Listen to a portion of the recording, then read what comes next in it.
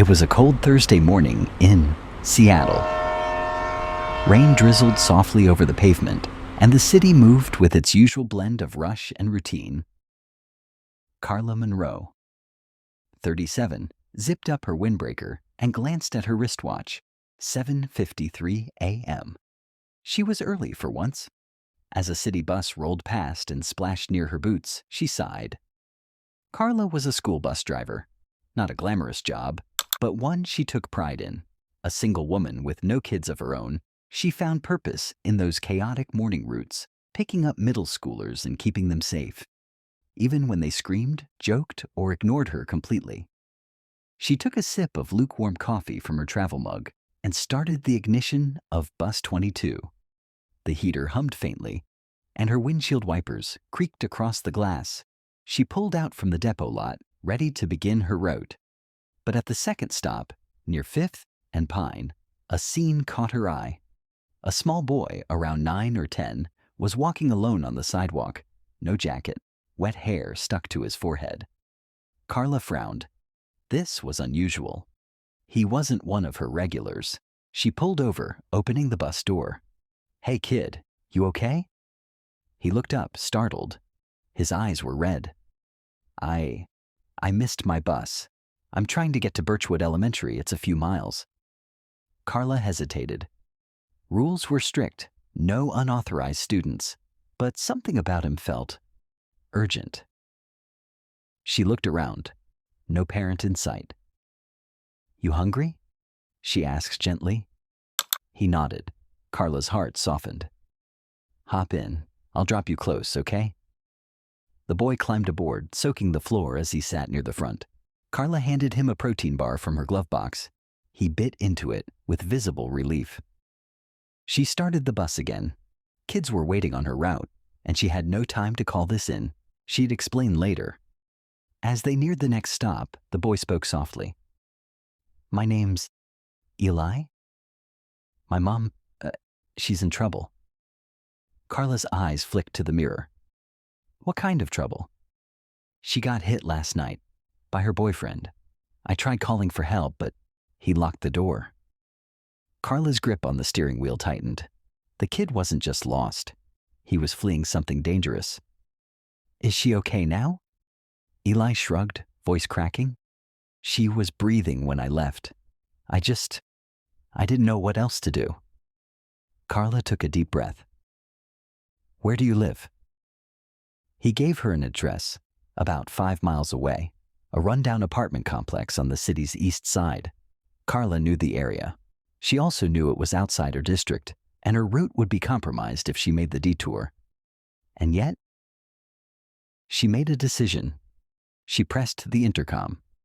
"Kids, listen up. There's been a change. We're making a quick stop before heading to school. Stay seated." There were groans. She ignored them. 10 minutes later, they pulled up to the building Eli described. Carla parked the bus, instructed the kids to remain quiet, and called 911 from her cell phone. Then, against every rule in the handbook, she walked with Eli to the apartment door. He pointed. "Number 206. Carla knocked. No answer. She pushed gently. The door creaked open. Inside, a woman lay slumped on the couch, bruised and unconscious, but breathing. The air smelled of alcohol and fear. Carla rushed in, checked her pulse, and covered her with a blanket from the armrest. Eli stood near the door, trembling. The operator on the phone asked if there were signs of assault.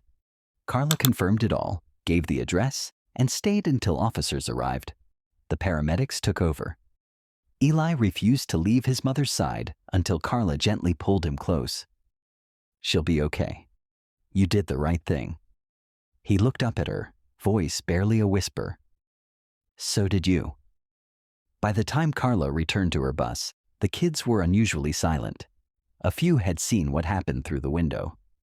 She restarted the engine and drove. By noon, word had spread. The school principal called her in. District policy had been violated. Carla didn't deny it. "I chose to act," she said. "I don't regret it." They suspended her, pending investigation. Carla walked out of the building with her badge turned in and her heart heavy. She had no backup plan. She'd lived paycheck to paycheck for years. Still, she knew what she did was right. The next morning was the quietest she had known in years.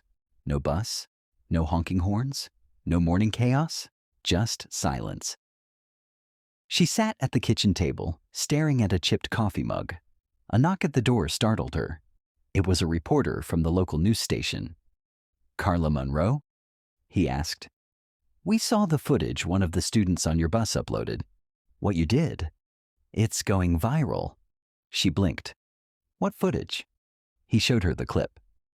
From the window of bus number 22, a student had filmed Carla walking Eli up to the door. The caption read, "Our bus driver just saved someone's mom." Real-life superhero. Carla was stunned. That evening, the story made the local news. Then it hit Twitter. Then the national news. Comment sections filled with support.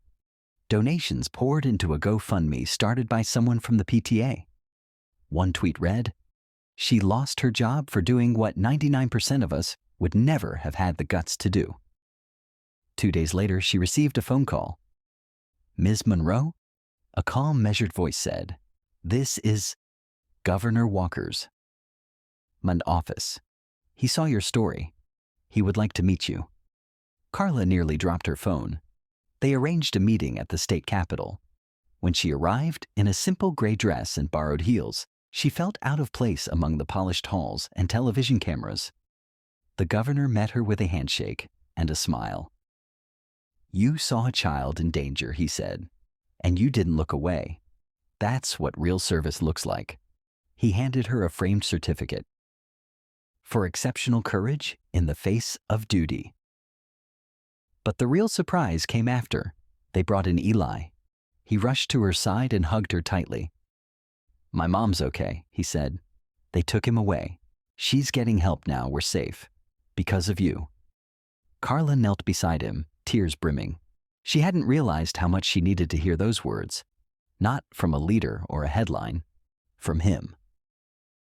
"You're brave, Eli," she whispered. "You saved her too." The cameras clicked. The room applauded.